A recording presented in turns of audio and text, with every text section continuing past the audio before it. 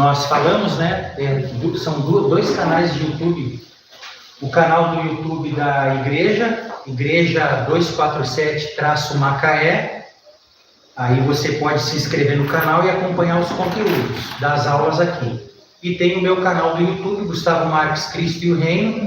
Além das aulas que nós estamos transmitindo ao vivo, tem vários vídeos meus lá de estudo, de palavras, vídeos tudo, alguns deles de 4 minutos, 5 minutinhos. Não foi? Entrou, demora um pouquinho, né? Tem um delay. Foi, beleza. Então, aí você também pode, através do meu canal, vai ter mais conteúdo do que o nosso da igreja, porque o nosso é novo, né? Então, é aquilo que nós falamos, compartilhe o canal da igreja, né? Se inscreva, né? Compartilhe com seus conhecidos, seus familiares, para que as pessoas possam ser edificadas aí através. Então, por que fazemos isso? Isso aqui foi totalmente fora, assim, do nosso controle. O pessoal lá de Rio do Sul, Santa Catarina, ficou sabendo quando nós anunciamos que nós íamos começar, mas foi um anúncio aqui nosso, do Instagram da igreja. Aí eles entraram em contato conosco, pedindo se tinha como participar pelo canal do YouTube. Por isso que eu transmito no meu, ao vivo ali, e esse aqui é o gravado que sobe depois. Então tem Rio do Sul, Santa Catarina e Papanduva, Santa Catarina. E também existe uma sondagem aí de uma turma lá em Portugal de acompanhar as nossas aulas aqui, irmãos, tá? Então tem aí meio que um namoro aí com o pessoal lá com o Alan, e o Alan passou os vídeos nossos para eles, né, lá de Portugal. Tem uma galera lá de Portugal que quer, de repente, acompanhar as aulas aqui da igreja, amém? Então acho que isso é motivo de glorificar o Senhor. É a nossa igreja, é a nossa comunidade de fé que está avançando, amém?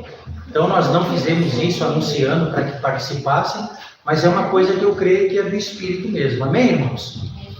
Então nós terminamos nosso primeiro módulo, falamos sobre a centralidade de Cristo, e hoje nós vamos começar um módulo novo.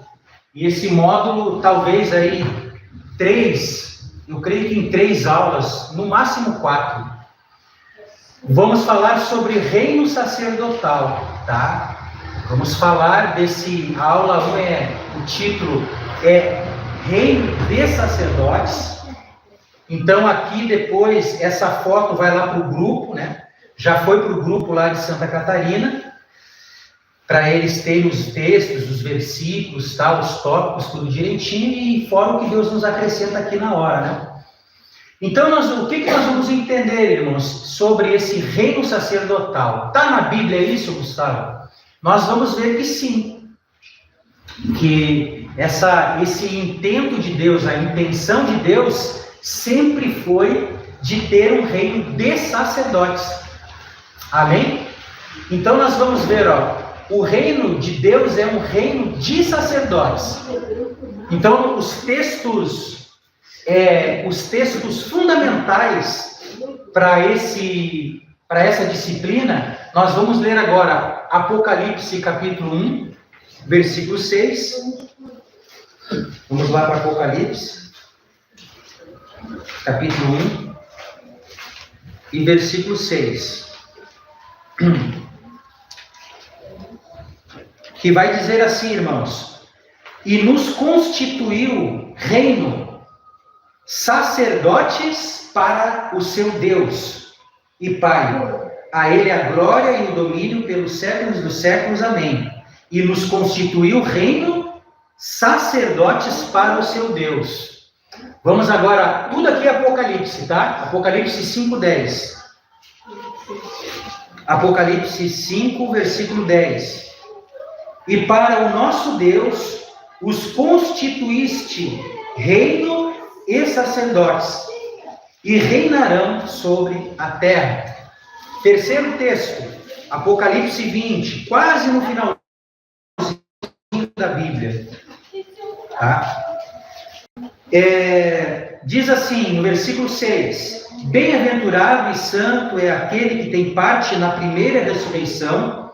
Sobre esses, a segunda morte não tem autoridade. Pelo contrário, serão sacerdotes de Deus e de Cristo, e reinarão com ele os 1000 anos. Falando do reino milenar, que Cristo e a igreja irão reinar. Então, Cristo vai reinar com sacerdotes de Deus. Então, aqui uma primeira observação que nós podemos fazer: você não vai encontrar na consumação de todas as coisas dizendo que Cristo vai voltar e vai reinar com um reino de ovelhas.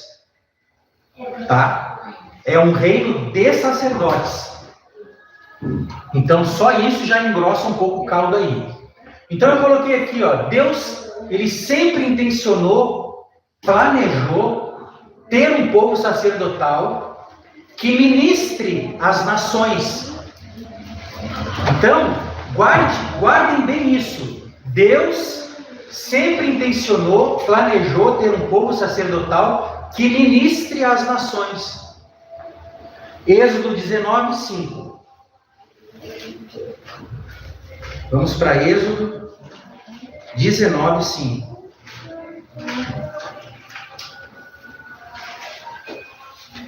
O povo de Deus tinha saído do deserto, do Egito, estava começando a sua jornada no deserto, e ali no Monte Sinai, Deus vai falar com eles da seguinte maneira. 5, versículo 5 de Êxodo 19. Agora, pois, se diligentemente ouvirdes a minha voz e guardardes a minha aliança, então sereis a minha propriedade particular dentre todos os povos, porque toda a terra é minha. Vós me sereis reino de sacerdotes e nação santa. São estas as palavras que falarás aos filhos de Israel. Então Deus sempre, a partir desse texto, ele sempre teve a intenção e planejou ter um povo sacerdotal que ministrasse às nações ao redor, Êxodo 19, e que não esteja no meio dela sem um propósito, irmãos. Então, o que nós já vamos adiantar aqui? Que Deus, ele, através do povo de Israel, ele intencionou isso. A intenção de Deus era que esse povo fosse sacerdotal e todo o povo de Israel ministrasse para as nações ao redor, na terra. Porém, o que aconteceu? Que nós vamos ver futuramente. Nós vamos ver que isso não foi possível, porque Israel não entendeu. Então, lá em Êxodo 32, no pecado do bezerro de ouro, o que aconteceu? As tribos todas entraram numa perversidade, entraram ali no pecado, e teve apenas uma tribo que não se contaminou, que se santificou diante de Deus, que foi a tribo de Levi. Aí Deus pega essa tribo de Levi e separa ela das demais. E a tribo de Levi é a única que ministra as coisas diante do Senhor e para o Senhor. Tá, eu vou adiantando e lá na frente depois vocês vão lembrar disso que eu vou falar. Então, na tribo de Levi, a tribo de Levi, ela tinha o encabeçamento dela por os três filhos de Levi, a descendência, né? Gerson, Coate e Merari. Então, da linhagem ali, dos filhos de Coate, vem Arão, né? Que é o Anrão, o pai dele, pai de Arão, Moisés e Miriam. Mas tudo da tribo de Levi. Aí Deus lá na frente vai separar os filhos de Arão, levitas, para o ministério sacerdotal. E você vai perceber que somente ele e os seus filhos, os seus descendentes, é que entravam na tenda do tabernáculo. Os da tribo de Gade não podiam entrar, os da tribo de Judá não podiam entrar, ninguém podia entrar ali para ajudar, só os levitas. E dentro da tenda, onde estavam todos os utensílios principais ali, e aonde a glória de Deus descia, somente os filhos de Arão. Certo? Então, se chegasse lá os filhos de Moisés, lá na entrada da tenda, ele eu quero ministrar aí. Não, não pode. Você é filho de Arão? Não. Então você. Mas eu sou filho de Moisés. Não, é só os filhos de Arão. Amém? Então isso precisa ficar também entendido. Então, ó, na nova aliança, irmãos, no novo pacto em Cristo, o sacerdócio é o de todos os santos. Ou seja, não existe mais uma classe de homens privilegiados, certo? Por meio do qual Deus fala de forma exclusiva. Agora todos temos acesso ao ambiente de glória. O que nós precisamos entender aqui? O que nós precisamos entender, irmãos, é que na antiga aliança tinha esse grupo de homens que eram exclusivos. Só eles podiam entrar na tenda do encontro, no santo lugar e no santo dos santos. Então, por que entender isso, irmãos, hoje? Por que nós precisamos entender hoje, tá? Lembram que eu falei para vocês que o advento da cruz vai separar algumas realidades? A cruz de Cristo, ela é um filtro. Muita coisa do Antigo Testamento, quando passa na cruz, quando se encontra com a cruz, não passa para o outro lado. Com a nova aliança em Cristo, lembra que eu falei? Que foi inaugurada na morte e na ressurreição de Cristo no domingo. Então, quando Cristo morre, na sexta-feira, é o fim da antiga aliança. E é o fim da antiga criação. Lembram que eu falei? No domingo, inaugura-se uma nova criação, tendo Cristo como primogênito, como cabeça dessa criação. Mas também inicia a nova aliança. E nessa nova aliança, todos somos sacerdotes. Amém? Então vamos lá, vamos com calma aqui, para ficar bem explicado. Tá, Gustavo, então por que você está falando isso? Porque vocês vão perceber em algumas igrejas, e talvez você conheça algumas, aonde o pastor da igreja, o líder da igreja, diz assim, ó, eu sou o sacerdote de vocês. Sim ou não? O líder diz assim para a congregação, eu sou o sacerdote de vocês. Me tragam os pedidos de oração de vocês, que eu vou subir o monte em jejum de madrugada e eu vou orar por você. E a minha oração vai transformar a sua vida. O que ele está se colocando? Ele está se colocando como um sumo sacerdote sobre a sua vida. Ele está se colocando sobre você como o homem da oração forte. E nós vemos isso aqui no Brasil, irmãos, nas igrejas. O líder fazendo esse tipo de sacrifício. Outro detalhe que vocês vão saber, certamente vocês sabem. O líder da igreja dá uma ordem na igreja no culto. Ele chega para o seu povo e diz assim, irmãos, como eu sou o sacerdote de vocês, ele vai usar os textos do Antigo Testamento, irmãos. Tá? Se ele for para o Novo Testamento, perdeu. E o povo, como, desculpa a minha palavra, mas a maioria do povo evangélico é analfabeto biblicamente, come tudo que dão, beleza. Ninguém lê a Bíblia, ninguém estuda a Bíblia. Ah, é mesmo? Ah, legal. Ó, tem que trazer as primícias, viu? Aí eu estou falando de dinheiro, tá? Não estou falando de alimento. Ó, no primeiro dia do mês, você tem que trazer as primícias para o sacerdote, que sou eu. Aí, queridos, o que acontece?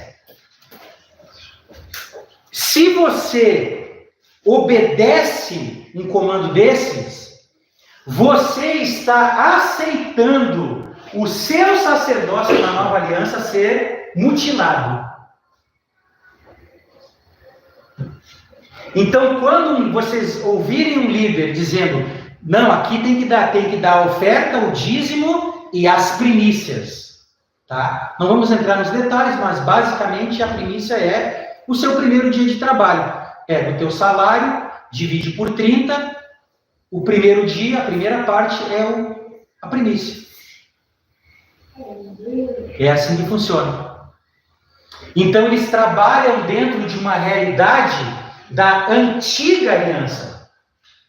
E aí, irmãos, no Antigo Testamento tem um monte de texto que fala de primícia. Amém? Só que eles estão pegando uma prática do Antigo Testamento que não passa pela cruz. Amém? Não passa pela cruz. Porque quando Cristo ressuscita, é inaugurada uma nova aliança. Agora, todos somos sacerdotes. Amém. Não tem mais um homem ou uma classe de homens privilegiados. Não tem mais. Todos somos sacerdotes diante de Deus. É claro que no decorrer da disciplina nós vamos ver os processos de maturidade. Certo? Porque para ministrar na tenda tinha que ter 30 anos. Tinha que ser maduro. É a idade da maturidade. Para eles, né? Então, irmãos, na nova aliança em Cristo, o sacerdócio é o de todos os santos. Ou seja, não existe mais uma classe de homens privilegiados por meio do qual Deus fala de forma exclusiva. Agora todos temos acesso ao ambiente de glória. Cristo na cruz preparou esse novo e vivo caminho para nós. O véu rasgou. O véu rasgou. E se o véu rasgou, o acesso está liberado para todos. Então, o que eles dizem, pastor? Eles dizem assim, não. Deixa que eu subo o monte por você. Depois você só me traz a primícia. Eu oro por você, porque a minha oração, eu sou seu sacerdote. Irmãos, escute o que eu vou dizer. Não existe diferença entre a minha oração e a oração de qualquer um aqui dentro. Vou além agora. Não existe nenhuma oração que algum bispo, apóstolo, profeta, arcanjo ou querubim aí fora, que se auto-intitula, possa ser mais forte do que a tua oração no Novo Testamento. E você está no Novo Testamento. Amém. Não tem. No Velho tinha. O povo dependia dos sacerdotes. Mas na Nova Aliança não. Na Antiga Aliança, irmãos, o pastoreio funcionava de que maneira? Funcionava da seguinte maneira, irmãos, a liderança. Todo mundo afluía para a liderança e o líder ficava lá, Moisés, sentado em cima da rocha, de manhã até o anoitecer, aconselhando o povo. Na Nova Aliança, irmãos, muda. A liderança é mais ou menos parecida com a liderança de Josué, que no hebraico o nome é o mesmo de Yeshua. Porque Josué é uma figura de Cristo. Amém? Já prefigurava Cristo. E o que Josué vai estabelecer no pastoreio dele com o povo? Moisés subia pelo povo. Moisés intercedia pelo povo. Não estou dizendo que nós não temos que fazer isso. Mas a liderança de Josué agora, irmãos, ela é a seguinte. Ele reúne o povo, faz um discurso e diz assim, olha gente, se vocês querem servir Jesus, amém. Se vocês querem servir ao Deus dos nossos pais, amém. Se não querem, a decisão é de vocês. Ele vai dizer lá no capítulo 24, portanto, eu e a minha casa serviremos ao Senhor. Amém? Então, irmãos, nós precisamos entender que a nova aliança, é uma aliança onde todos são chamados ao sacerdócio. Todos são chamados ao sacerdócio. Então, ó, vamos ver um texto que você, a hora que nós lemos, você vai lembrar de Êxodo 19 que nós lemos aqui, 1 Pedro 2. Primeira carta de Pedro, capítulo 2.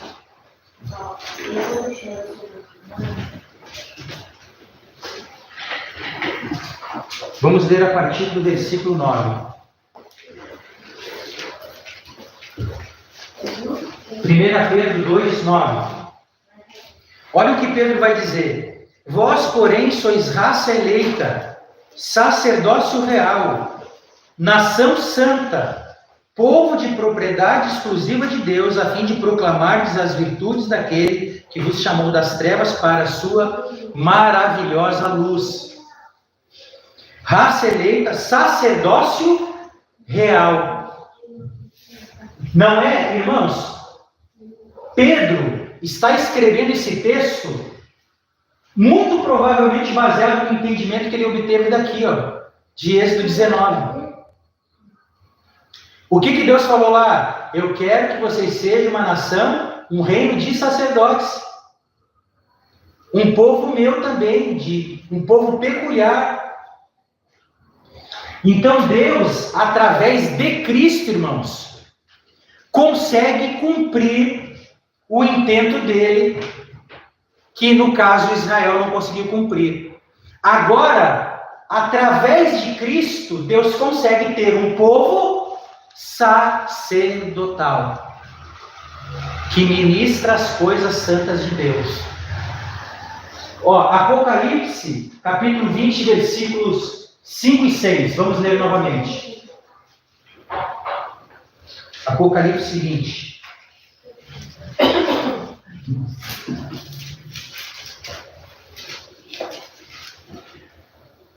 Não, esse 20 aí, irmãos, nós já lemos ele, mas o que eu quero é esse aqui, ó. É o capítulo 5, na verdade, de Apocalipse. 5. Nós vamos ler do 8 ao 10, versículo 8 ao 10. Apocalipse, capítulo 5, versículo 8 ao 10. Vai dizer assim, capítulo 5... E quando tomou o livro, os 4 seres viventes e os 24 anciãos prostraram-se diante do Cordeiro, tendo cada um deles uma harpa e taças de ouro cheias de incenso, que são as orações dos santos. E entoavam um novo cântico, dizendo: digno és de tomar o livro e de abrir os selos, porque foste morto, e com o teu sangue compraste para Deus os que procedem de toda tribo, língua, povo e nação. E para o nosso Deus os constituíste reino e sacerdotes, e reinarão sobre a terra. Então, irmãos, olha que coisa tremenda. Nós fomos comprados com esse objetivo e finalidade. Qual foi a moeda que Deus usou para nos comprar? O sangue do seu filho. Então veja bem, quando ele compra com essa moeda o sangue de Jesus, tem um propósito, uma finalidade. Aí eu anotei aqui, ó. E com o teu sangue compraste para Deus. Olha a preposição, para. Segundo o item, e para Deus constituíste. A palavra constituíste é formaste. Nomeaste sacerdotes. Então eu e você, a igreja, foi comprada pelo sangue de Cristo, com o sangue de Cristo, para que esta igreja fosse uma igreja de sacerdotes. Amém, irmãos? Então, irmãos, futuramente nós vamos ver isso. Então, assim, ó, inclusive até no decorrer da caminhada, tá? Eu tenho uma disciplina, eu estudei muito ela, que se chama o tabernáculo. Estudar o tabernáculo, irmãos, é muito tremendo. Porque, só para você ter uma ideia, até aqueles pinos lá, aqueles pregos que sustentavam a tenda esticada tem um significado. Tudo. As cores dos tecidos do tabernáculo tem um significado. A porta, tudo. As dimensões, todas elas apontam para Cristo. Os utensílios. Então lá, irmãos, tudo fala a respeito de Cristo. Mas eu quero me deter aqui nesse detalhe agora. Então, como que funcionava o tabernáculo, irmãos? A ovelha tinha que entrar pela porta.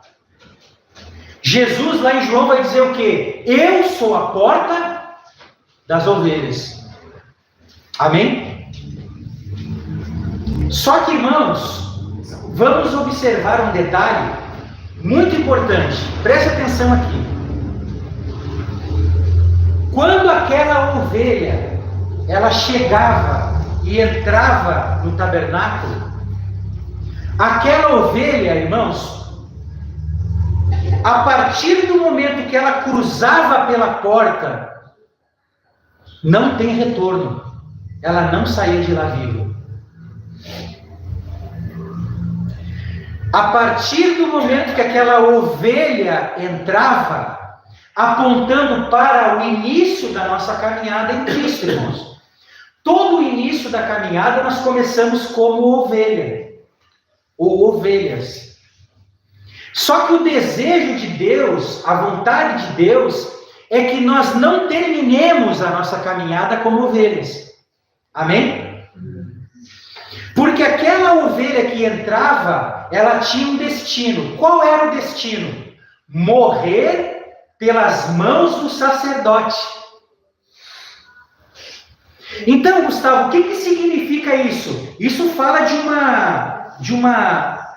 um processo, de uma metamorfose que tem que acontecer conosco.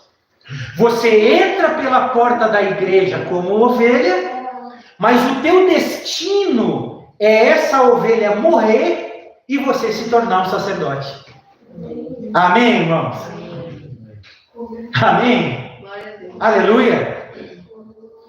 Então, irmãos, entrou pela porta, prepare-se, você vai morrer.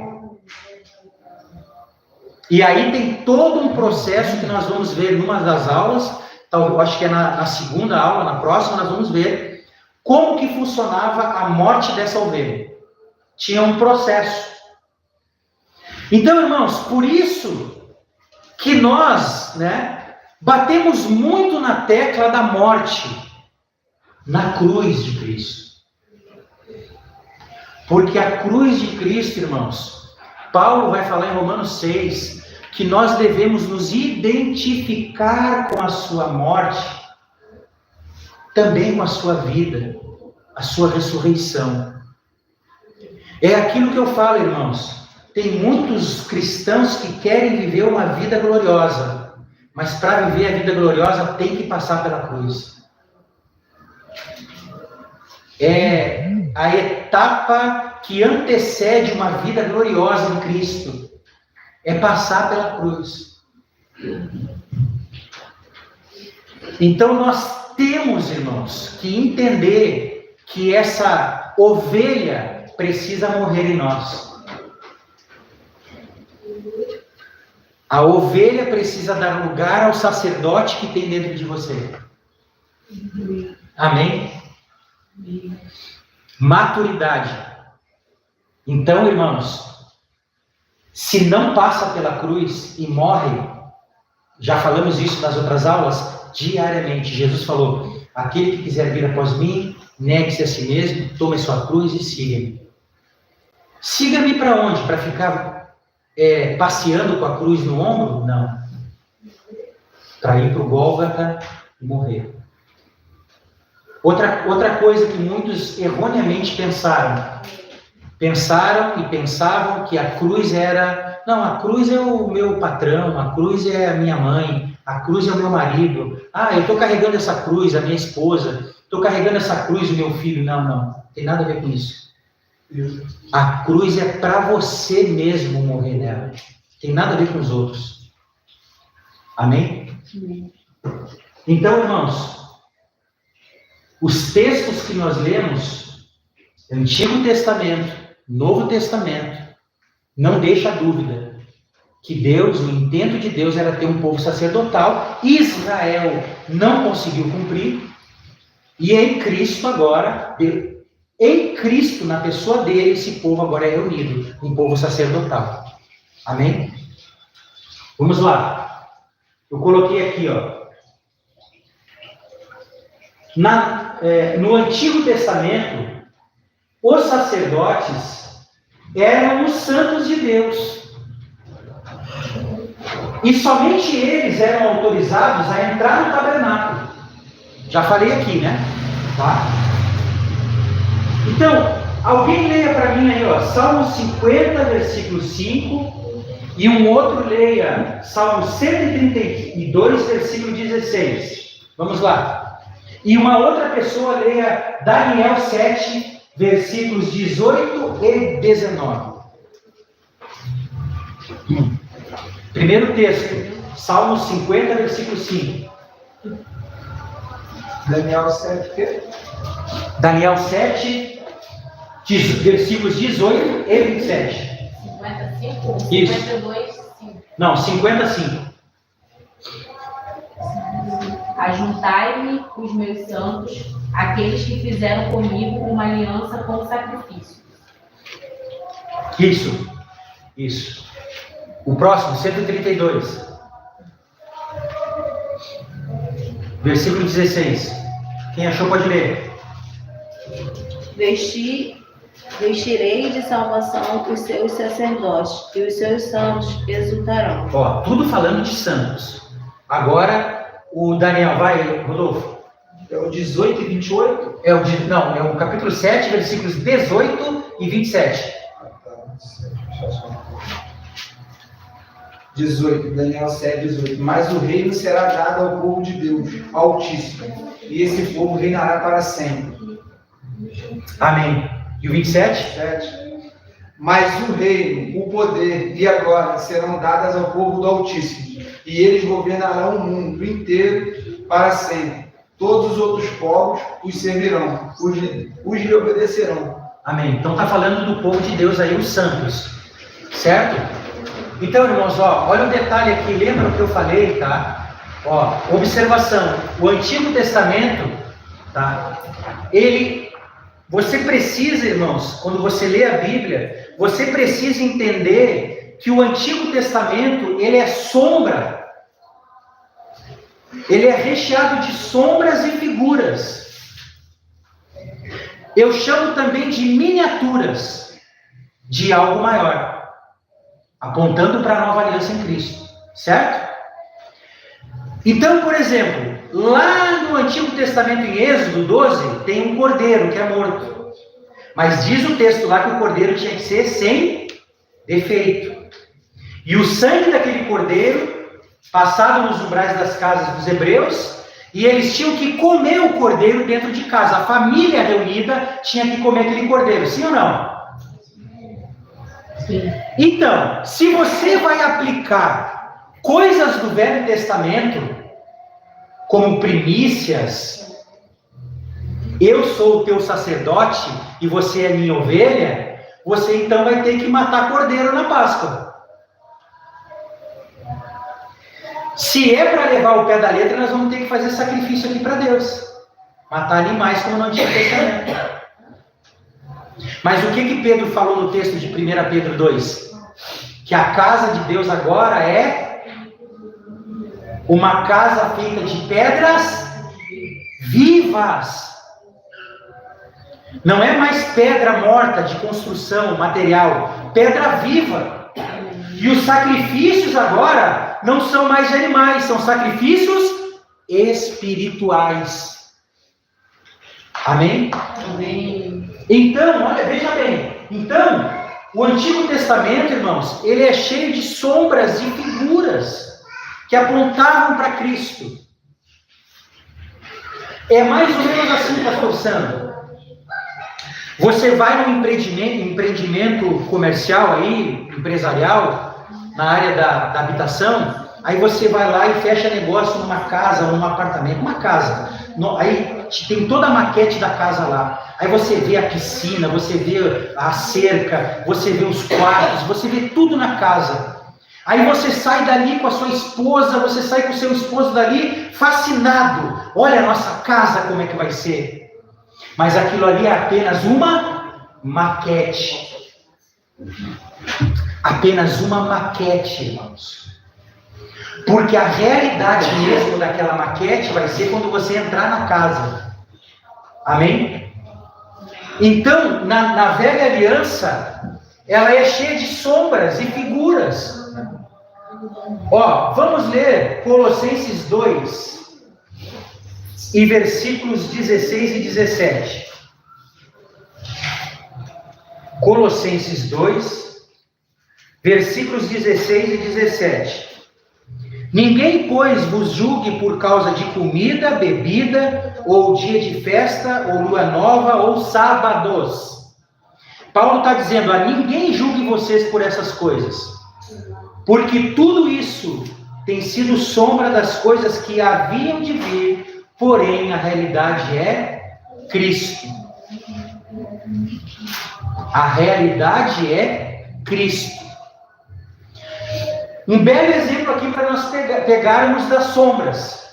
O que era sombra? O sábado. Aí tem uma briga, né? Vai na internet, tem uma briga. Não, eu guardo o sábado, porque o sábado perpétuo, tem que guardar, está na lei, está na Torá. Não, tem que guardar isso e aquilo. Só que, irmãos, aquilo ali era uma sombra de uma realidade maior. O descanso daquele sábado agora não é mais um dia. É uma pessoa, é Cristo. O sábado agora é Cristo. E nós fomos chamados para entrar nesse descanso. O Shabat, que é Cristo, irmãos. Não é mais um dia na semana, um dia da semana. O descanso do povo de Deus, igreja, se chama Jesus Cristo. É uma pessoa. Por isso que ele vai dizer, vinde a mim. Mateus 11, 28. Vinde a mim, e achareis descanso. Então não adianta você guardar um sábado, o dia, mas não descansa em Deus. Está sempre ansioso. Está sempre em luta, altos e baixos. Está sempre, irmãos, sempre nervoso, sempre irado, sempre brigando, raivoso. Você guarda o sábado, parabéns para você, mas você não tem descanso na pessoa de Cristo. Amém, irmãos? Guardem uma coisa.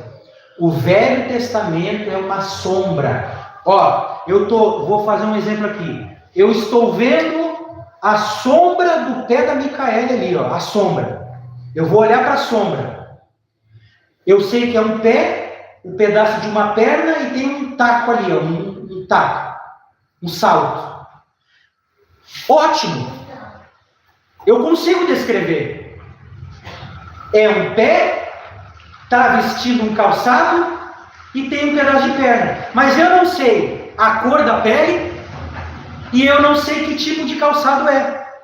Realidade.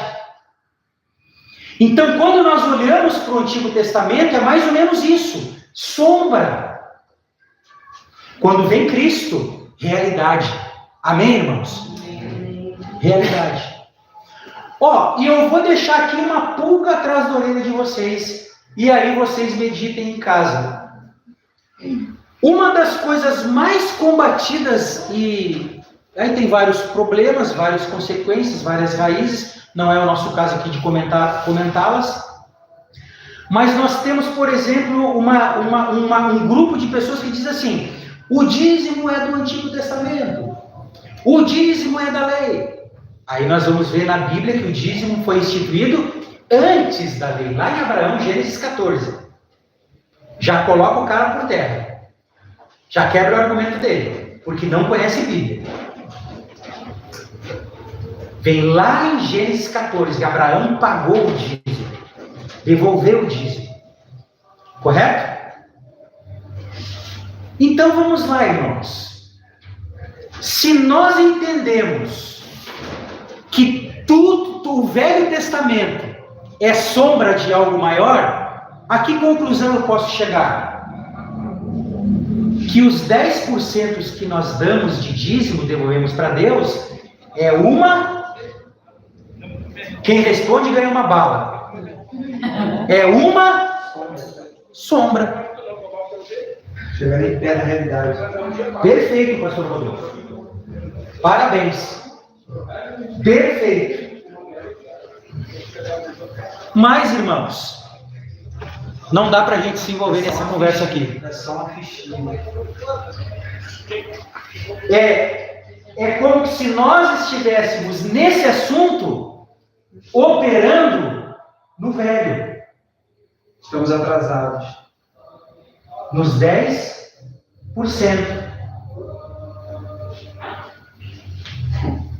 90% perdido. Estou dando exemplos. Amém? Irmãos, isso aqui, irmãos, é Bíblia, tá? Aí você vai entender uma coisa. Gente, eu vou encerrar minha fala aqui para não dar polêmica. Por isso que vocês, quando lerem o Novo Testamento, vocês não vão encontrar muitas coisas referentes ao dízimo. Mas você vai ver as comunidades de fé fazendo o quê? Entregando tudo. Eu tenho 2 carros, eu tenho 2 cavalos, toma aí um cavalo. Eu tenho vendo um campo, deposito o dinheiro aos pés da liderança da igreja, dos apóstolos.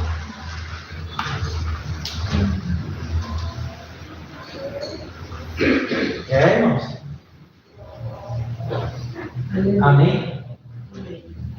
Então, por isso que você vai ter que fazer força, mas muita força para encontrar pregações de dízimo no Novo Testamento. O que você vai encontrar bastante é um tema chamado generosidade. Generosidade, você vai encontrar bastante. Amém? Mas vamos lá. Então, por que eu estou batendo nessa tecla, irmãos? Para que nenhum de nós aqui, irmãos, seja enganado, levado por todo vento de doutrina. Porque os caras falam bonito sobre primícias. Os caras falam bonito sobre a questão, muitas vezes, vou dar um outro exemplo, do judaizar a igreja gentílica. Você vê, irmãos, eu vejo amigos meus, o cara começa a estudar o judaísmo, crente, nova aliança, quando vê ele está com o kippah aqui, quando vê está com o talit, né? O talit. Quando vê ele está acendendo a menorá na igreja. Não sei se você, isso aí eu conheço um monte. Hoje, amigos, tá lá, ficam lá na frente da menorá, acendendo a menorá. Sabe quem é a menorá hoje, irmãos? A igreja. Jesus disse: vós sois a luz do mundo. Sabe por que tinha a menorá dentro do tabernáculo? Quem arrisca? Porque era escuro, irmãos. Trazer luz. Aquela menorá tinha 7 tomadinhas ali. E era cheia do Espírito. Sim ou não?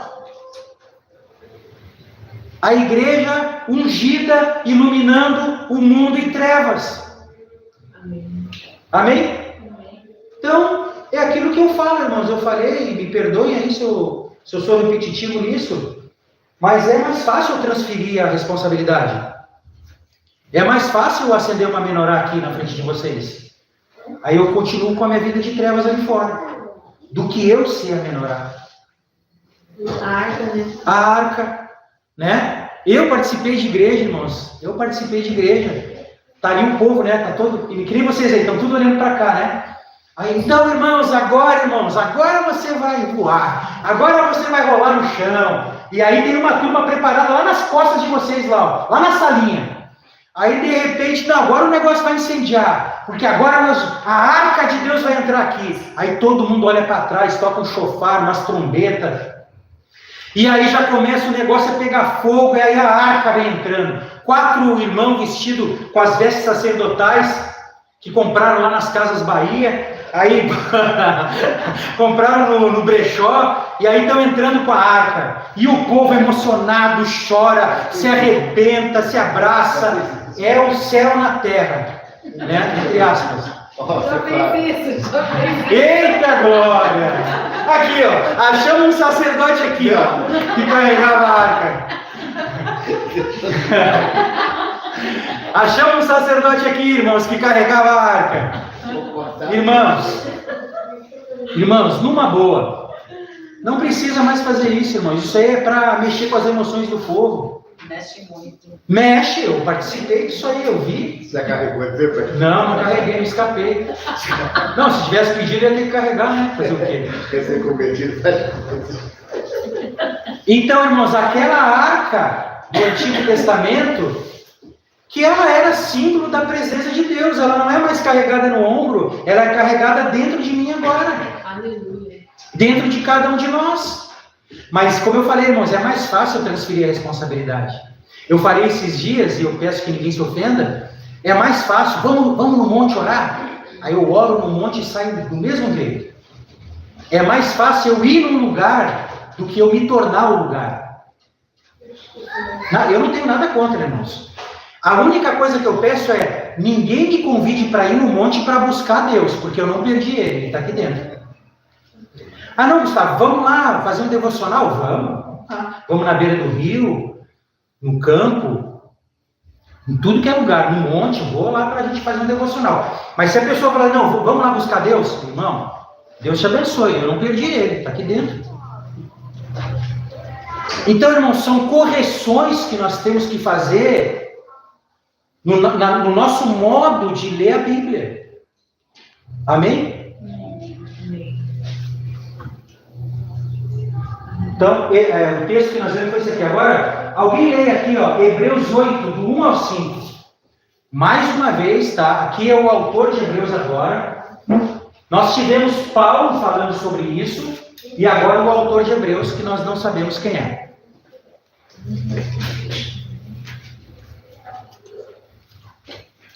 Quem achou aí pode ler, Hebreus 8.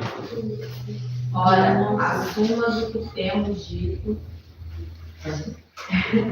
é que temos um sumo sacerdote tal, que está sentado nos céus à destra do trono da majestade, ministro do santuário e do verdadeiro tabernáculo, o qual o Senhor fundou e não o homem.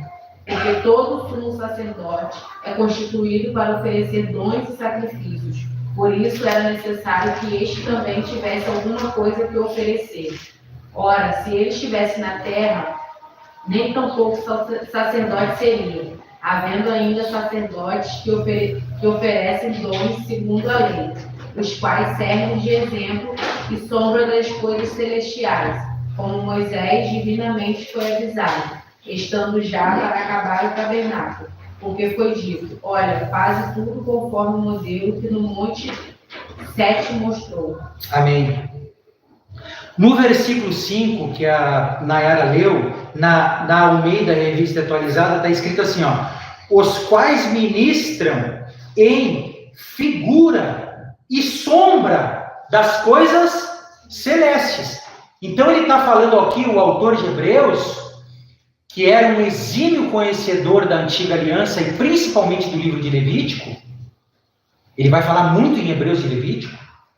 Ele está dizendo que aqueles sacerdotes que ministravam lá estavam ministrando em sombras e figuras de algo celestial. Amém? Quer ver uma outra coisa, irmãos? Muito importante. No versículo 1, diz assim, ó, ora, o essencial das coisas que temos dito é que possuímos tal sumo sacerdote, ele não encontrou palavras para expressar, tal sumo sacerdote que se assentou à destra do trono da majestade nos céus. Então aqui nesse versículo, irmãos, tem algo muito importante aqui. Olha, veja bem como a nova aliança, pastor Sandro, o novo pacto, ele é infinitamente superior ao velho. E como que eu vou operar no velho? Como que eu vou misturar essas realidades? Como que eu vou falar de Cristo e trazer a arca para cá? Como que eu vou falar de Cristo e querer que vocês me deem as primícias porque eu sou o sacerdote de vocês e vocês são as ovelhas? Me colocando num pedestal maior. Então, irmãos, ele está dizendo aqui, o essencial que se assentou à destra do trono. Então, na antiga aliança, os sacerdotes ministravam o dia todo, sem parar, certo? Porque os sacrifícios, as ofertas eram imperfeitas. Eu ia lá, pequei, levava uma pombinha, um pecadinho, levei uma pombinha. Aí eu dava uma pisada de bola maior, levava um cabritinho. O pecado aumentou. Aí eu dei uma pisada, uma escorregada mesmo. Aí trazia um boi. Trazia 2 cordeiros. Entregava logo. Ixi, o irmão pecou, hein? Feio. Mas o que eu quero dizer é que esse ministério da antiga aliança, ele não tinha descanso. Preste atenção aqui. Eles não tinham descanso. O sacerdote, pastor Rodolfo, estava sempre ministrando, cortando, e vai para cá, e vai para lá, sempre em pé. Já o sacerdote, segundo a ordem de Melquisedeque, que é Cristo, ele fez o sacrifício uma vez e se assentou. Aleluia. Amém. Acabou. Ele foi o sacrifício. O sangue não de animais, mas dele. Mas Melquisedeque já apontava isso. Já. O sacrifício de Jesus na cruz. O Melquisedeque foi ali, ele foi uma teofania, ou uma cristofania, foi o Melquisedeque lá. Sem genealogia, sem começo de dias, enfim, entendeu? Ele encontrou ali, foi uma teofania. Ele foi para sempre, né? Para sempre. Não existe de fim. Isso aí. Não tem. O autor de Hebreus vai falar. O problema hoje é a interpretação. É aqui, é isso aí, pastor. Eles querem trazer o que está na antiga aliança para hoje. Aí dá conflito. Dá. É o que fala lá, acho que em Lucas, você não pode misturar vinho novo com vinho velho. O vinho novo não cabe no odre velho, né? Não cabe no odre velho. O autor de Hebreus vai falar no capítulo 7 sobre esse sacerdócio. Nós vamos ver depois. Ele vai falar que Cristo é maior que Abraão, que Cristo é maior que Moisés, que Cristo é maior que Levi, que Cristo é maior do que todos. Amém. Então, irmãos, isso para aqui, quer ver uma coisa que eu faço? Se eu for numa igreja, tá? Isso já é automático em mim, tá? É uma coisa por causa dos estudos. Você me convida para ir numa igreja, eu vou lá. Irmãos, em meia hora eu sei qual a operação daquela igreja lá. Em meia hora, dentro do ambiente, eu já sei. Essa igreja aqui mistura. Ela mistura. Tem um monte de elemento nela misturado. Entendeu? De cara, você também pode ficar assim, afiado. Você vai ser convidado para ir numa igreja e em meia hora você vai conseguir entender. Vinho novo, odre velho. Está misturado aí, não é compatível. Amém? Irmãos, essa aqui veio agora, tá? Mas eu preciso passar para vocês. Prestem bem atenção. Na nova aliança em Cristo, não há simbologias. Não há simbologias. Não tem nenhum elemento simbólico. Só existem 2, batismo e ceia. Não vou nem entrar num assunto que vem agora, para não dar polêmica aqui. Vou deixar para mais na frente. Eu falo da polêmica, irmãos, mas eu explico bem, tá? Então, a polêmica é porque muita gente, nossa, mas isso aí... E eu já sei até o texto que as pessoas me contrapõem. Mas e o texto tal? Aí eu tenho que explicar o texto. Mas isso aí deixa para uma outra parte. Então, a pastora Elaine falou que lá em Rio do Sul também teve quem carregou a arca. Ah, é? Mais uma aí, ó. Já tem 2. Falta só mais 2. Fica o time completo. Então, irmãos, ó. Agora, olha só que coisa tremenda aqui. Que horas são, amiga? Por favor. 8h28. Tá. Agora, olha só. Nós vamos entrar aqui, ó. Isso aqui é importante, tá, irmãos? Deixa eu ver onde que eu parei.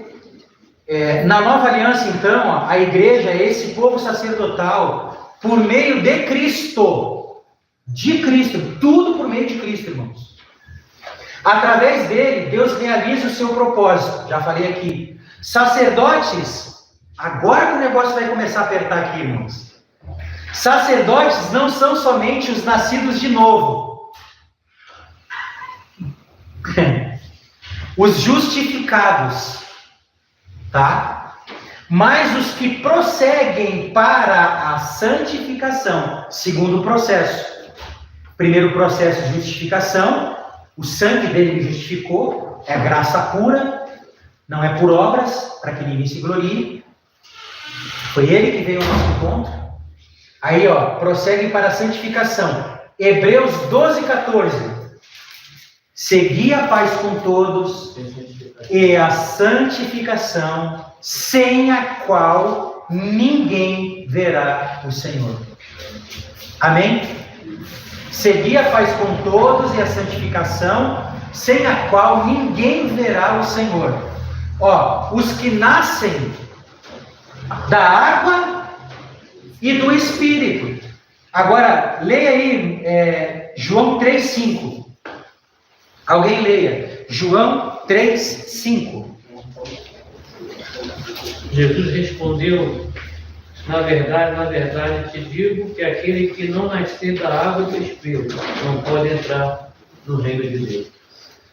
Não pode entrar no reino de Deus. Nesse mesmo texto, vai dizer sobre ver o reino. Sim ou não? Qual o versículo aí? Fala aí para nós, pastor. João 3.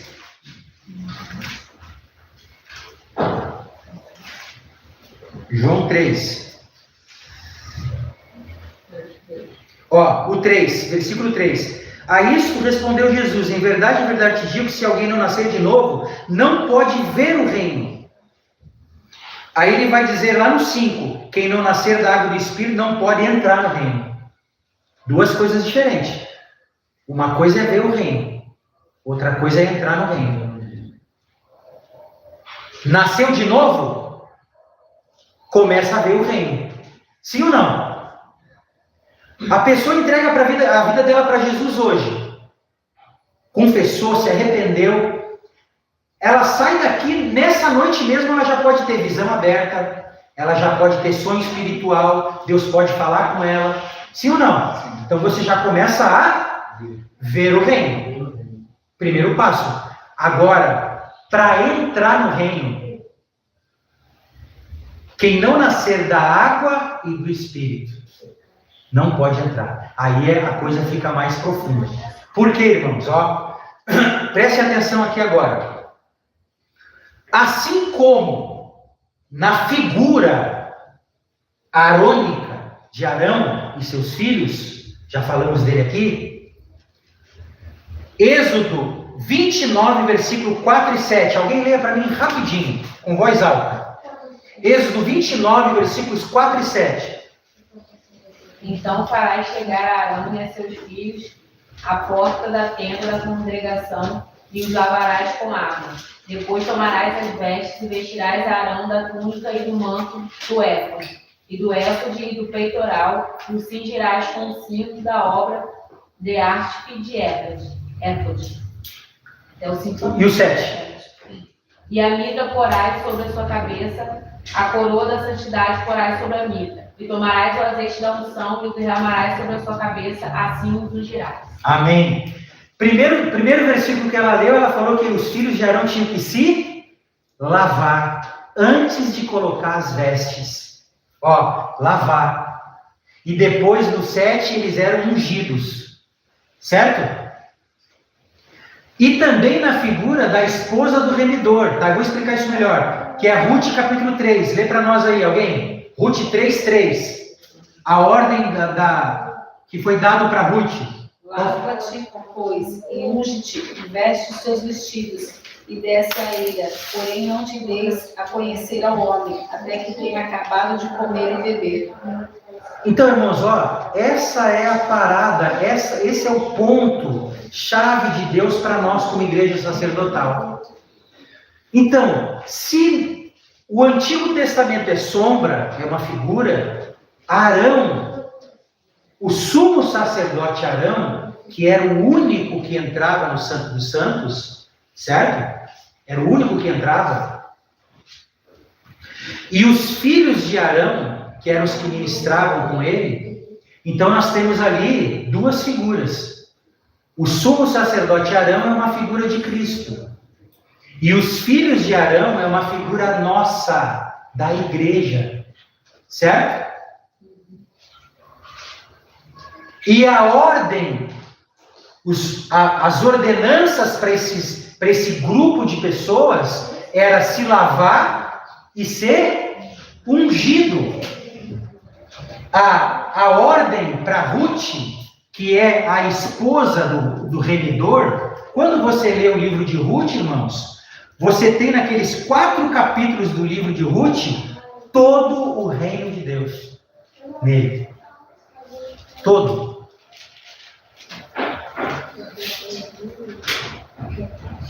Se eu não me engano, a última palavra do livro de Ruth, sabe qual é?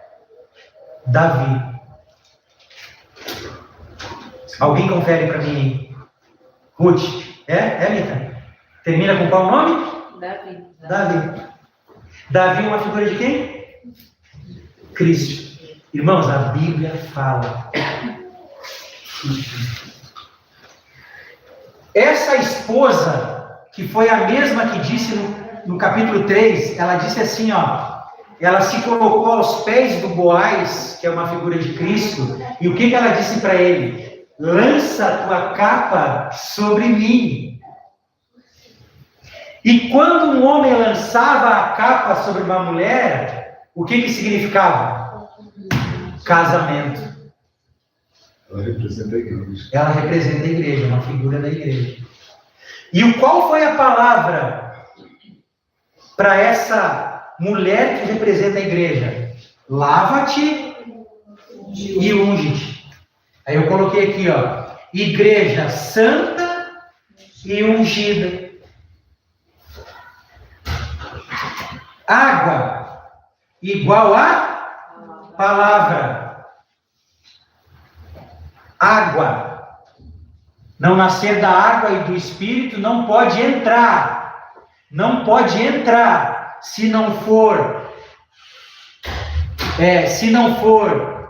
santo e ungido, lavado pela água da palavra e cheio do óleo do Espírito. O óleo é igual ao Espírito. Amém? Amém. Então, irmãos, ó, eu coloquei aqui, ó, santificados pela palavra, água, João 3, e submissão ao Espírito. Sabe a que conclusão nós chegamos aqui, irmãos?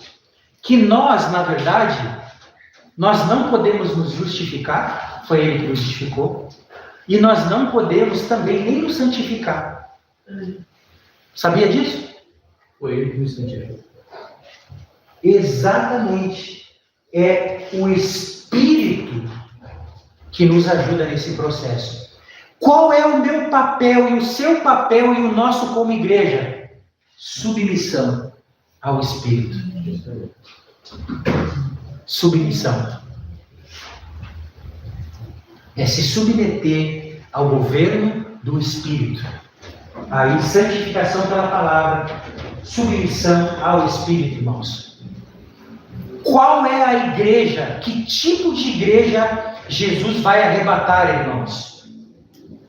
Uma igreja santa e cheia do Espírito. Mateus 25. Quais foram as noivas que entraram? Os aposentos do noivo. As cheias do Espírito. As meia-boca não entraram. Amém?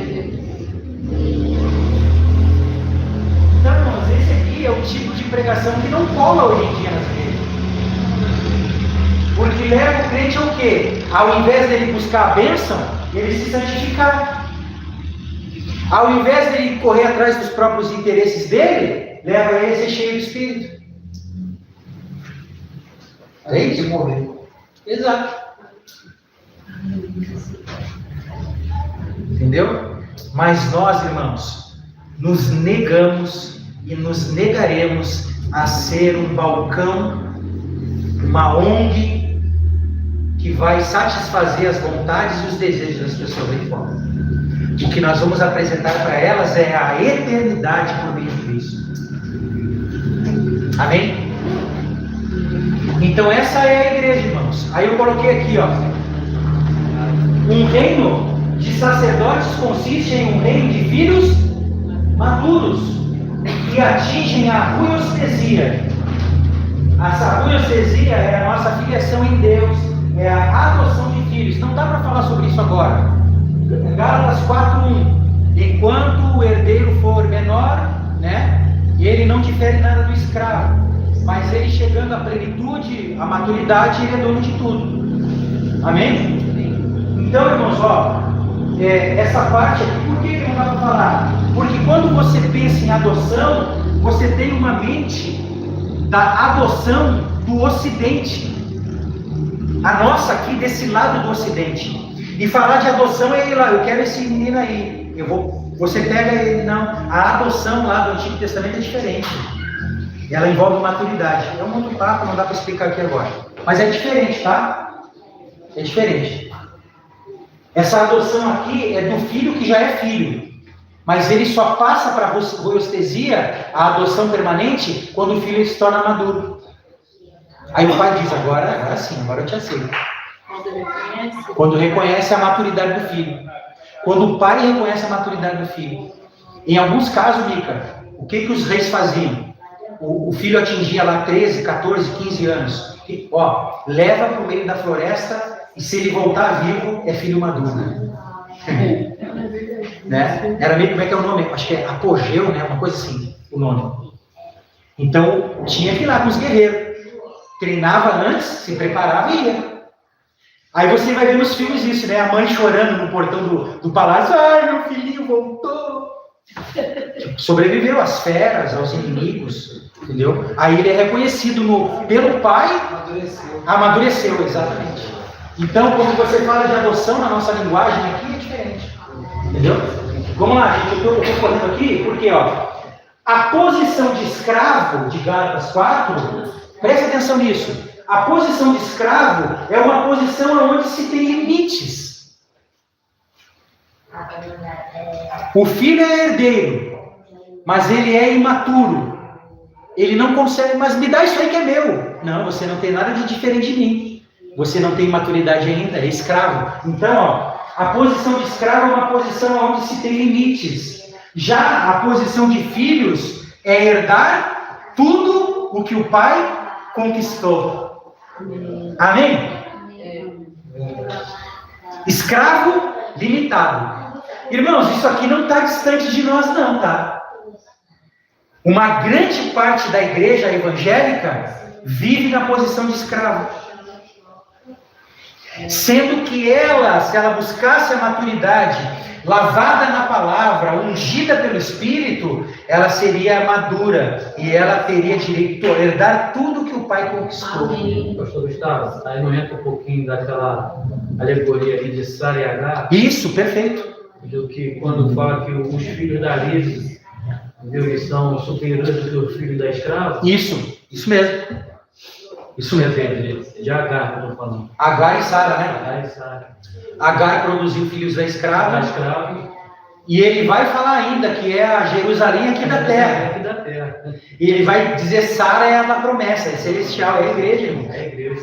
Irmãos, preste atenção. Quando Deus chama Abraão, ele faz o que com Abraão? Abraão, vem cá. Gênesis 15.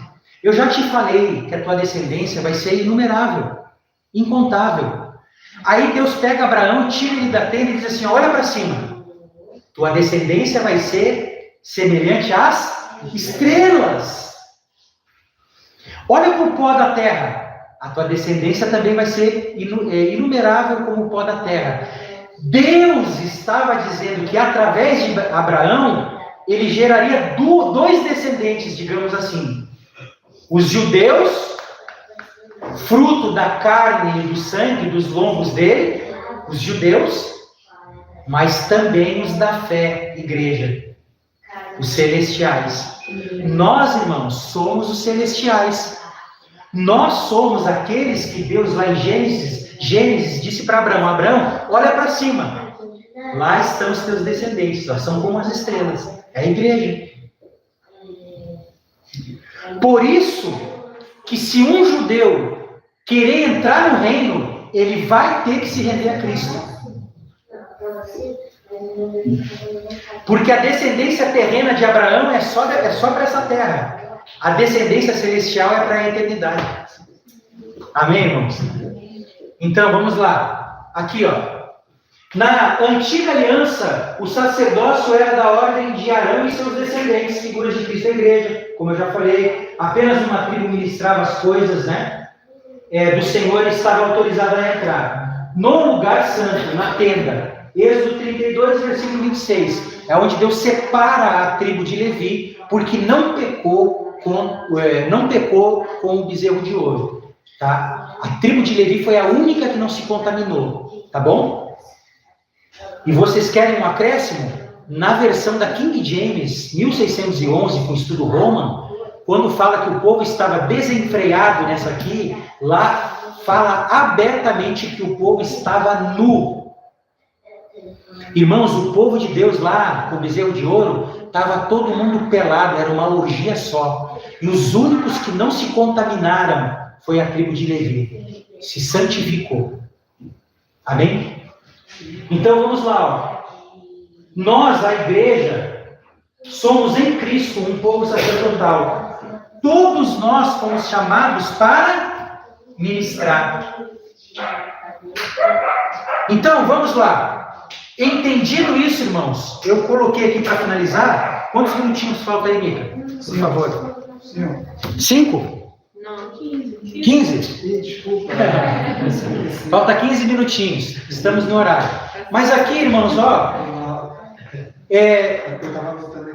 Em algumas Bíblias, tá? Tem isso, tá? Na minha Bíblia, na King James tem. Os 5 livros do Pentateuco, Gênesis, Êxodo, Levítico, Números e Deuteronômio, amém? O nome deles lá no original é Bereshit, Shemot, Vaikra, Bimidbar, Devarim, certo? Tem algumas Bíblias que já tem isso. Se você pegar a sua Bíblia depois em casa, a primeira palavra de cada livro, a primeira, ó, a primeira palavra de cada livro, vocês aí de Rio do Sul, prestem atenção. Ó, Gênesis, qual é a primeira palavra de Gênesis? No princípio. Qual a primeira palavra do livro de Êxodo? Shemot. Esses são os nomes. A primeira palavra de Levítico, ele chamou ou convocou. A primeira palavra de Números, o Bemidbar, no deserto. E Deuteronômio, o Devarim estas são as palavras, né? Eu coloquei palavra, tá? Me perdoe. Então, veja bem, irmãos, olha que coisa linda. A junção do significado dessas palavras forma uma frase. De Êxodo 19, que nós vimos no início da aula. Você pega cada livro por livro e coloca escreve num papel. Vai formar uma frase. Vós sereis para mim um reino de sacerdotes. Tá? Então,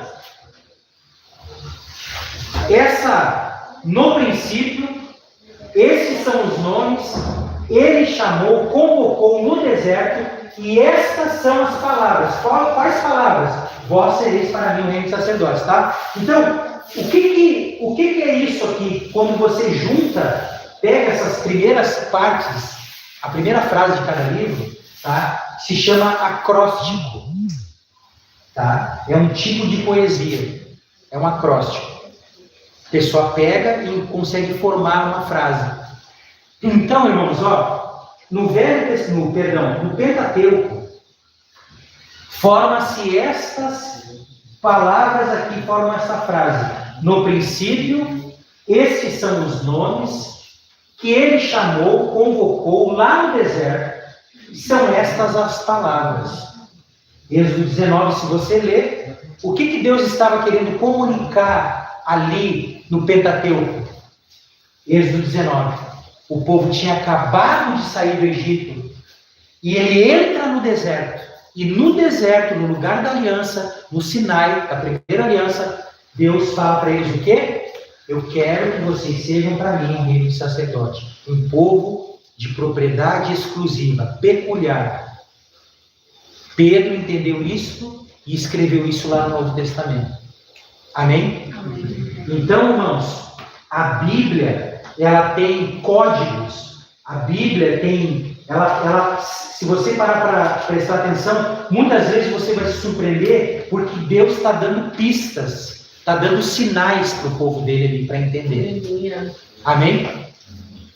Então, logo depois que eles saem ali do Egito, Deus fala para eles: vós sereis para mim um reino de sacerdotes, para ministrar as nações ali na volta e por onde o povo de Deus estivesse alojado.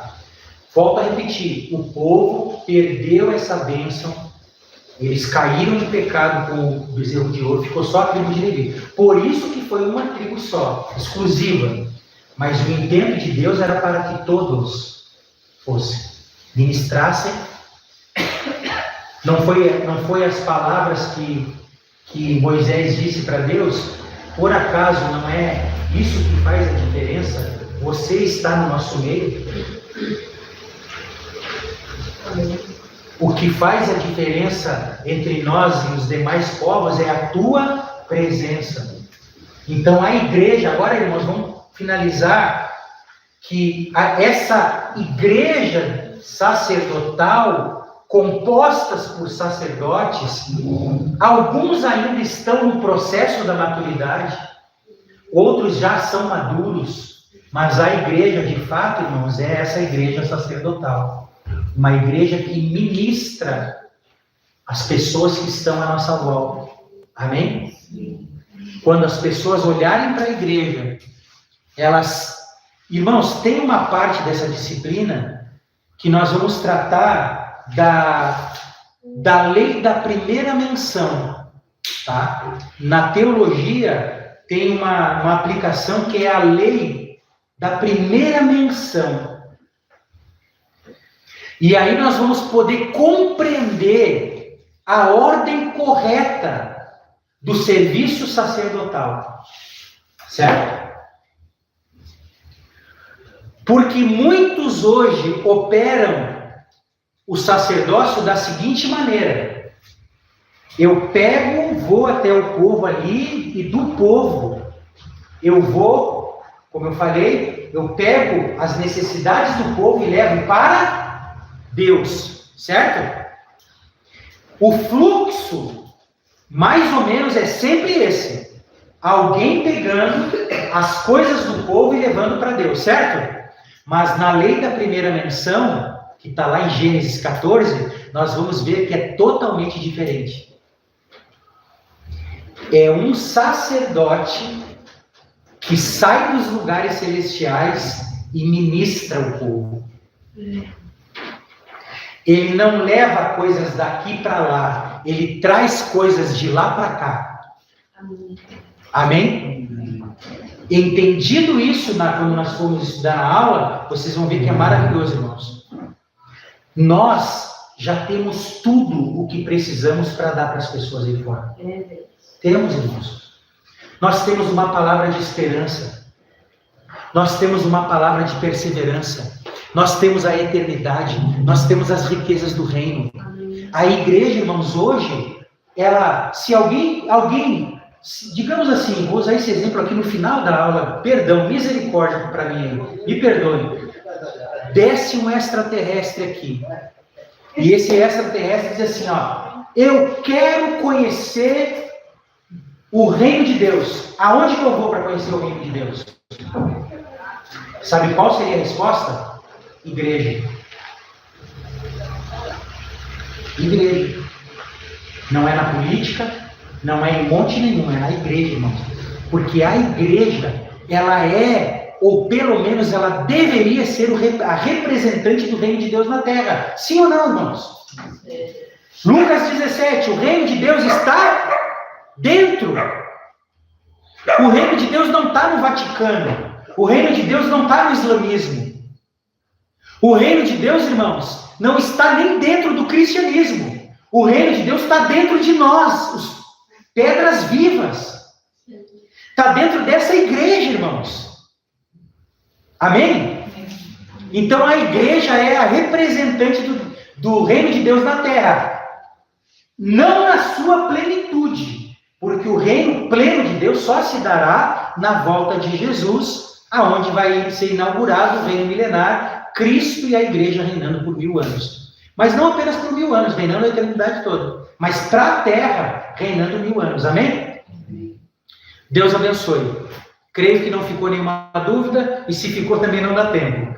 Amém? Que Deus abençoe aí o pessoal de Papanduva, o pessoal de Santa Catarina, Rio do Sul. Que Deus abençoe. Vamos orar, irmãos, agradecer. Amém. Senhor Jesus, muito obrigado por essa